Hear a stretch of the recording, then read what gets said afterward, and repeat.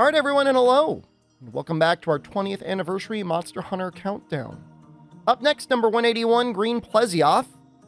First appearance in Monster Hunter G. Most of you probably fought him first in Monster Hunter Freedom.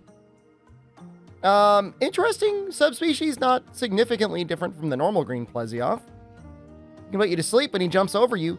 Amazing looking armor set. We're looking at it here in Monster Hunter Freedom Unite. Ooh! It's got some style, man.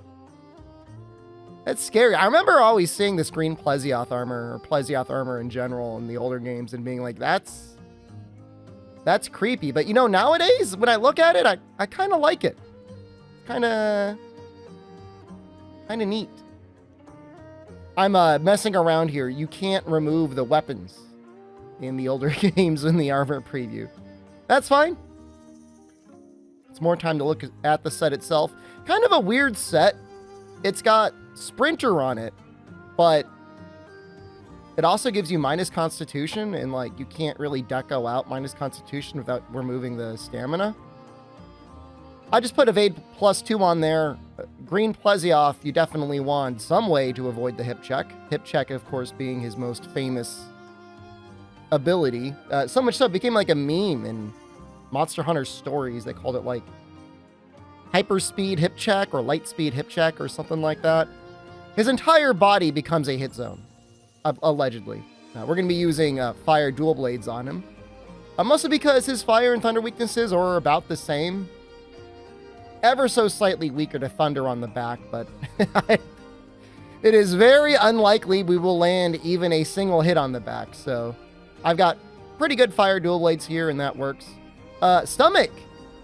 You've got the ability to hit that. That is a 100% cutting hit zone. That is among one of the best hit zones in the series, actually, now that I'm looking at it. That's crazy. He is weak to paralysis, and he does take okay damage from poison as well. Somewhat resistant to sleep, although, you know, you could still sleep him if you really wanted to do some sort of like a sleep bombing somewhere.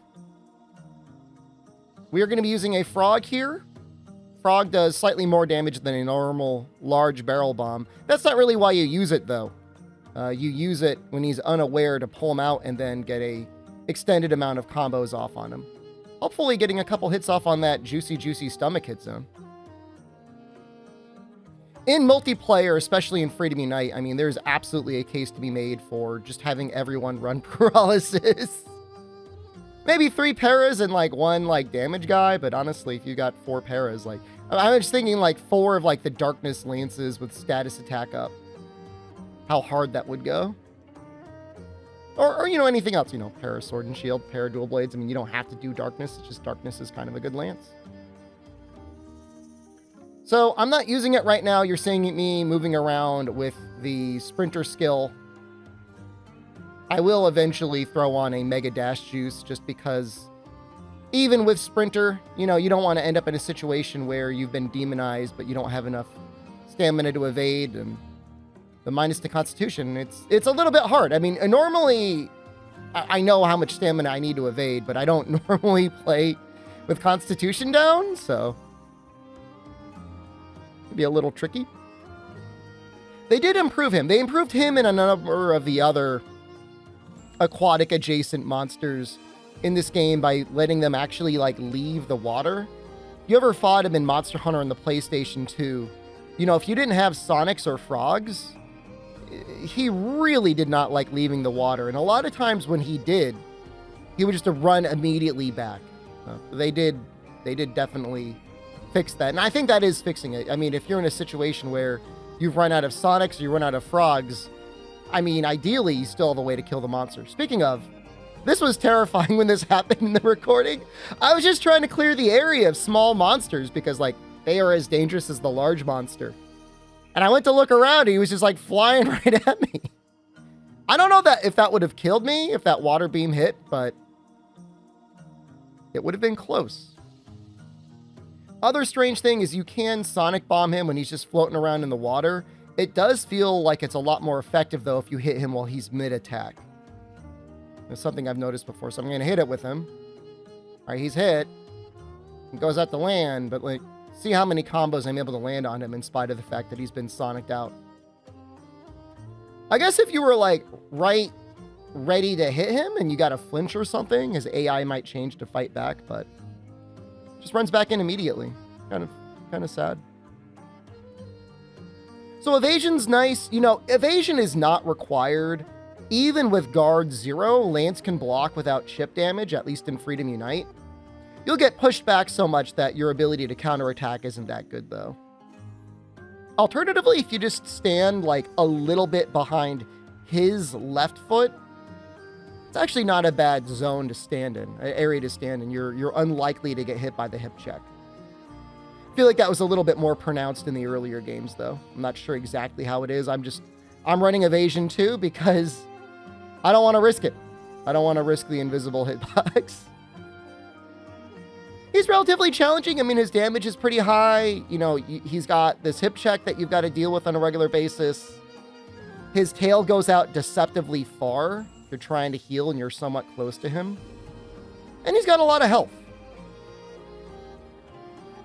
Fortunately, he does have some good hit zones, so once you at least get him down, that's fine. And he is, you know, surprisingly weak to status. It'd be a fun monster fight in multiplayer. I don't know how his AI would react to multiple people, but I think it would be nice to have some teamwork when you're fighting him. Overall, weapons were pretty good for sleep. I think Hypnoc clears him. We'll be fighting Hypnoc soon. But I think his G sword is like the highest individual sleep in the game. Thick green Plesioth scale. Top grade thick green scale. Specialized armor can be made from this. Big Wyvern Stone. A Wyvern Stone that had years upon years to form. It has a mysterious glow. Those are the rare drops from him. Special green Plesioth Fin Plus. Top quality green fin used in decorative crafting. Adds a sparkle to armor. I'd say the armor is like somewhat luminescent. And you've been a luminescent fight, Green Plesioth. Really fun fight. I mean, the memes are out there, and people will like say he's like the most broken monster in the game, but he actually is really fun. As long as you take him at face value, it's okay.